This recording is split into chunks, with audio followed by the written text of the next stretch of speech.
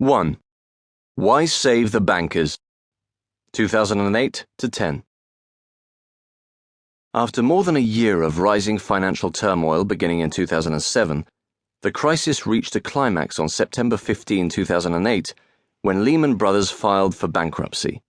This period witnessed a series of unprecedented government interventions aimed at restoring stability to the markets, including the Troubled Asset Relief Program, or TARP, a proposed $700 billion bailout, and billions of dollars in below-market loans and credit guarantees extended by the U.S. Treasury and Federal Reserve to a wide range of non-bank financial institutions that had never benefited from such assistance before.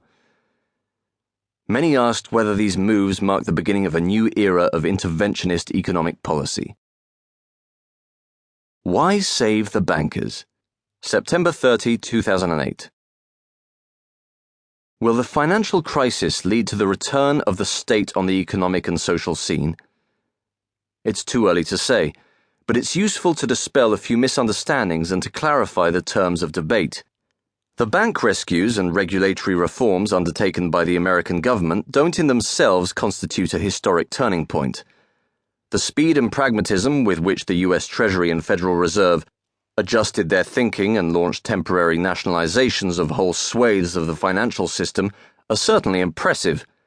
And though it will take some time before we'll know the final net cost to the taxpayer, it's possible that the scale of the interventions underway will surpass levels reached in the past.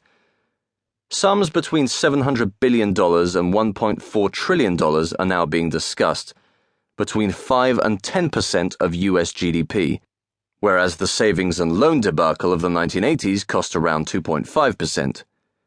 Still, to a certain extent, these kinds of interventions in the financial sector represent a continuation of doctrines and policies already practiced in the past. Since the 1930s, American elites have been convinced that the 1929 crisis reached such great proportions and brought capitalism to the edge of the abyss because the Federal Reserve and the public authorities let the banks collapse by refusing to inject the liquidity needed to restore confidence and growth to the productive sector. For some Americans on the free market right, faith in Fed intervention goes hand in hand with a skepticism towards state intervention outside the financial sphere. To save capitalism, we need a good Fed, flexible and responsive, and certainly not a Rooseveltian welfare state which would only make Americans go soft. If we forget this historical context, we might be surprised by the U.S. financial authorities' swift intervention. Will things stop there? That depends on the American presidential election. A President Obama could seize this opportunity to strengthen the role of the state in other areas beyond finance, for example in health insurance and reducing inequality. But given the budgetary chasm left by the George W. Bush administration, military spending, bank rescues, the room for maneuver on health care might be limited. Americans' willingness to pay more taxes is not infinite.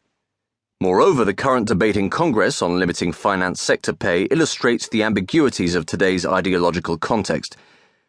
One certainly senses mounting public exasperation with the explosion of super salaries for executives and traders over the past 30 years. But the solution being envisaged, setting a salary cap of $400,000, the salary of the US president, in financial institutions bailed out by taxpayers, is a partial response that's easily evaded. Higher salary payments just need to be transferred to other companies. After the stock market crash of 1929, Franklin Roosevelt's response to the enrichment of the very economic and financial elites who had led the country into the crisis was far more brutal. The federal tax rate on the highest incomes was lifted from 25% to 63% in 1932, then to 79% in 1936, 91% in 1941, then lowered to 77% in 1964, and finally 30 to 35% over the course of the 1980s and 1990s by the Reagan and George H.W. Bush administrations.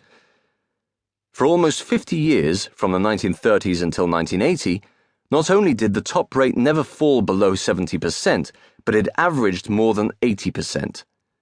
In the current ideological context, where the right to collect bonuses and golden parachutes in the tens of millions without paying more than 50% in taxes has been elevated to the status of a human right, many will judge those policies